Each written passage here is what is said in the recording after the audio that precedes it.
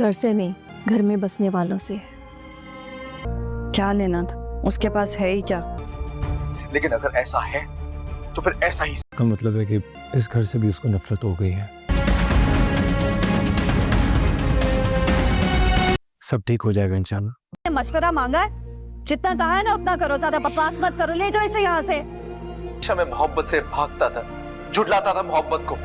Drama serial दो किनारे के आने वाले एपिसोड में आप लोग देखेंगे आखिर दुरेशेवार के पास उसकी बेटी दुआ आ ही गई, लेकिन जब वो अपनी बेटी के साथ अपना वक्त गुजारती है तो यहाँ पर शहीर को ये बहुत बुरा लगता है। शहीर चाहता था कि दुरेशेवार सारी जिंदगी अकेली रहे और हम दोनों इसी तरह अकेले ही रहें सारी जिंदगी। इसी वजह से उसने दुरेशेवार के साथ बच्चा प्लान करने के बारे में कभी भी नहीं सोचा, लेकिन दुरेशेवार ने आखिर अपनी जिद पूरी कर ही ली और उसने दुआ की कस्टडी हासिल कर ली। अब दुरेशेवार शहीर को बिल्कुल भी रिस्पॉन्स नहीं देगी, क्योंकि अब उसकी जिंदगी में उसका टाइम स्पेंड करने के लिए उसकी बेटी मौजूद है। शहीर जब भी कोई बात करने की कोशिश करेगा दुरेशेवार से, तो दुरेशेवार का ध्यान दुआ में लगा रहेगा और वो शहीर की कोई भी बात नहीं सुनेगी, जिस पर शहीर को बहुत ज्यादा गुस्सा आएगा। और शहीर इसी वजह से तो बच्चा प्लान नहीं कर रहा था दुरेशेवार के साथ, लेकिन दुरेशेवार ने किसी की बात नहीं सुनी और धोखेबाजी के साथ दुआ को हासिल कर लिया। लेकिन ये सब कुछ शहीर को बहुत बुरा लगता है, क्योंकि दुआ के सामने अब उसकी वैल्यू खत्म हो चुकी है। दुआ के आने से पहले भी दुरेशेवार शहीर की वैल्यू खत्म कर चुकी थी, क्योंकि जब शहीर की हकीकत उसे मालूम पड़ गई तो जिस तरह शहीर ने धोखा दिया उसी तरह दुरेशेवार ने भी उसकी इज्जत करना छोड़ दी। वहीं दूसरी तरफ वलीद अपनी बेटी के जाने के बाद बहुत ज्यादा गम में आ चुका है और उसे कुछ भी अच्छा नहीं लग रहा। बस सारा दिन कमरे में बैठा रहता है और इसी सोचों में गुम रहता है कि आखिर दुआ मुझसे दूर कैसे चली गई। मैंने तो कभी भी नहीं सोचा था कि दुआ मुझसे दूर चली जाएगी, और दुआ को उस इंसान ने हासिल कर लिया जिसने पहले कभी दुआ का ख्याल नहीं रखा, लेकिन आज अचानक उसके दिल में दुआ की मोहब्बत कैसे पैदा हो गई। वलीद का ये हाल देखकर मावरा को भी काफी तकलीफ होगी। वो तो वलीद को खुश रखने की बहुत कोशिश करती है, लेकिन इस बार वलीद पर उसकी हमदर्दी का भी कोई भी असर नहीं हो रहा,